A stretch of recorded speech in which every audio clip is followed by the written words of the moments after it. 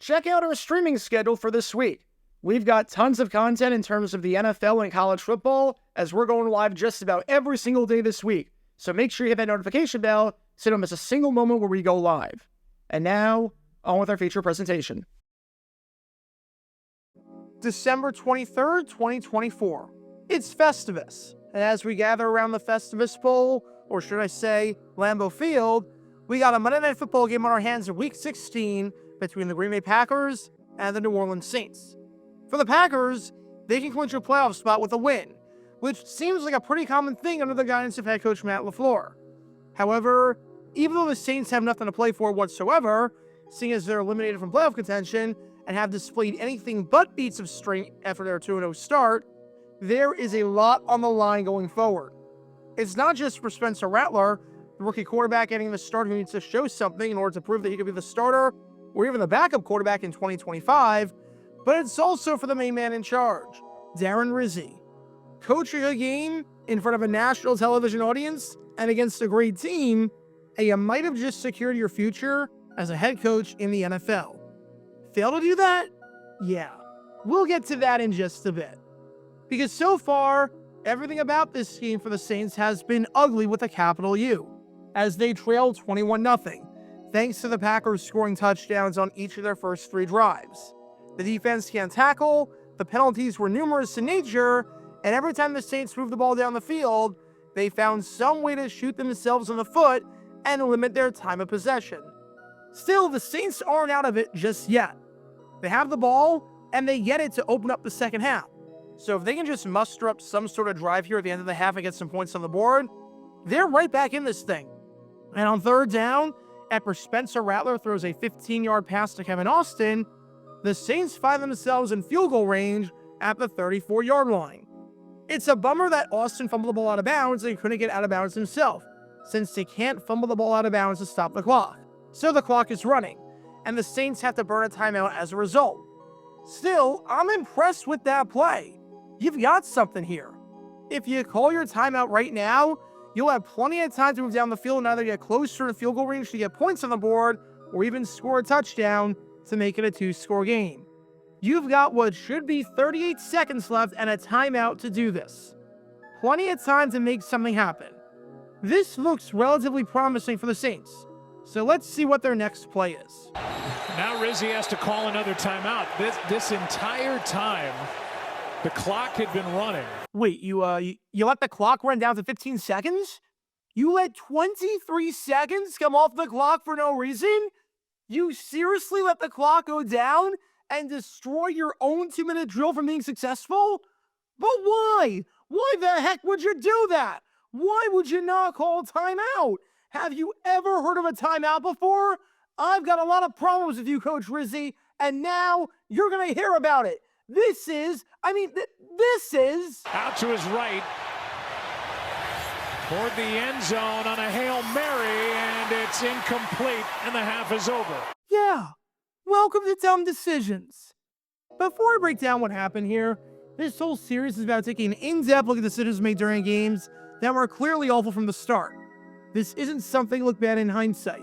Rather, this is something look awful almost immediately. These are moves where your gut instinct tells you right away that there is no way this can possibly work. And sure enough, your gut instinct was smarter than that of an NFL head coach. And for this one, we're going to take a look at the mind of New Orleans Saints head coach Darren Rizzi. If you asked me before Monday night's game which interim head coach had the best chance of getting that tag removed for the 2025 season and being named the permanent coach, I would have said Rizzi. Granted, it would have been by default, seeing as Thomas Brown and Jeff Ulbrich have a less than 0% chance of being named the coach of their squad.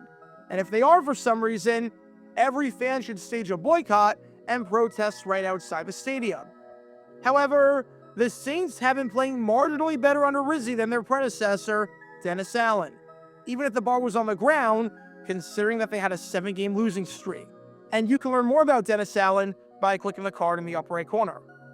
I thought there was a legitimate chance that Rizzi could be named the coach in 2025, because he seemed to have, at the very least, some understanding of the game. And then, this debacle on Monday night happened, where the Saints just got thoroughly outclassed and outcoached.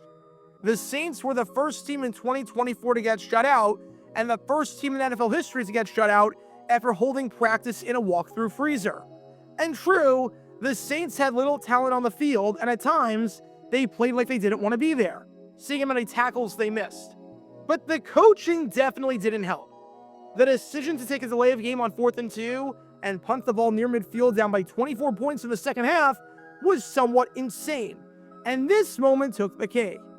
I don't know what the Saints were doing, but whatever it wasn't pretty.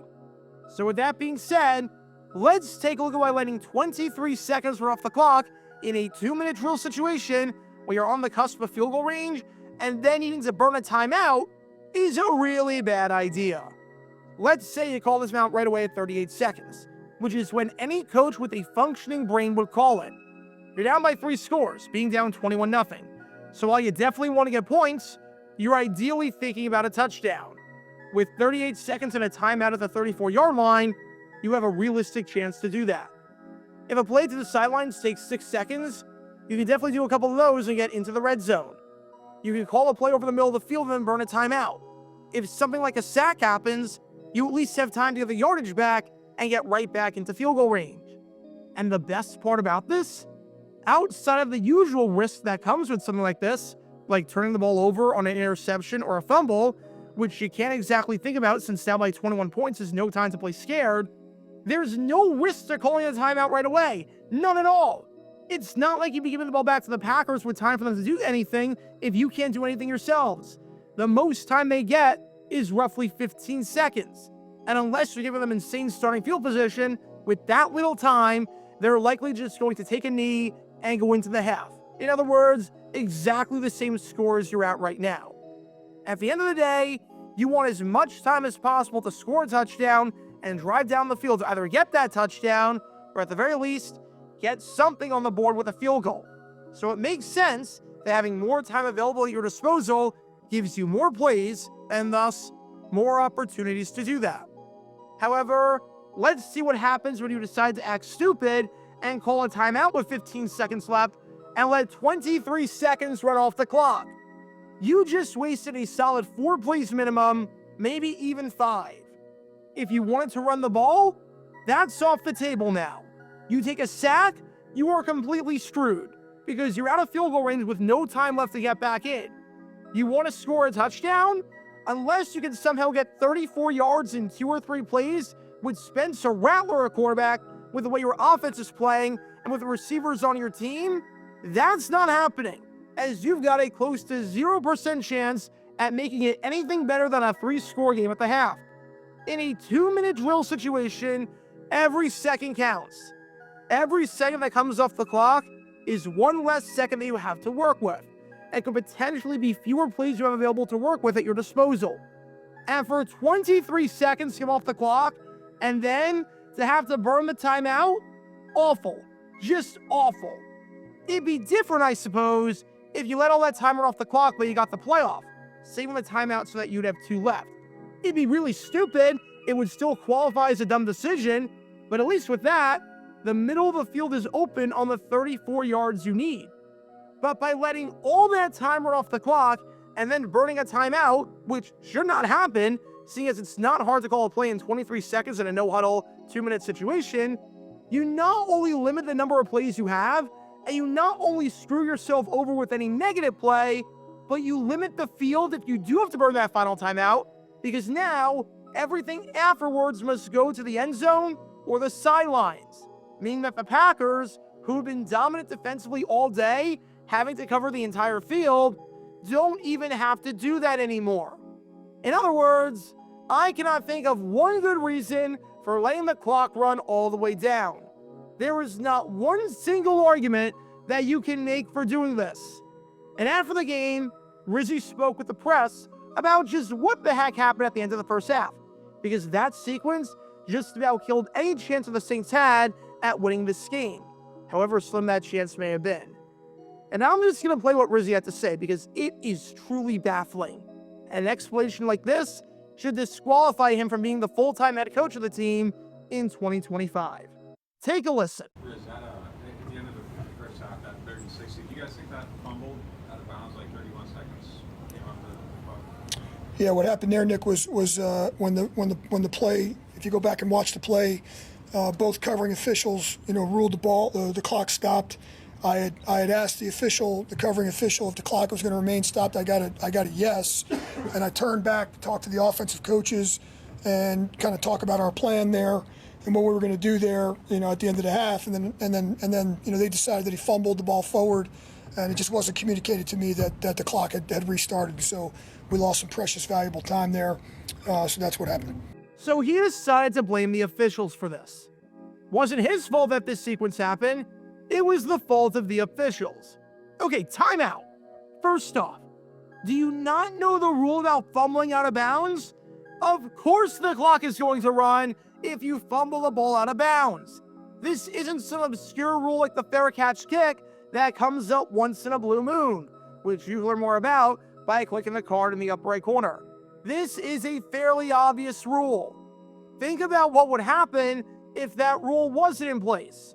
Any player that wants to stop the clock would just roll the ball out of bounds to do so. End of the game, if you catch it in the field of play with 6 seconds left, just chuck that ball out of bounds and stop the clock. There's a very good reason why this rule exists, because the loopholes that would be exploited if it didn't exist would make the end of the game look almost silly. So you're blaming the officials for running the clock and not communicating to you that the clock was running, even though the officials were just doing their job and enforcing the rule?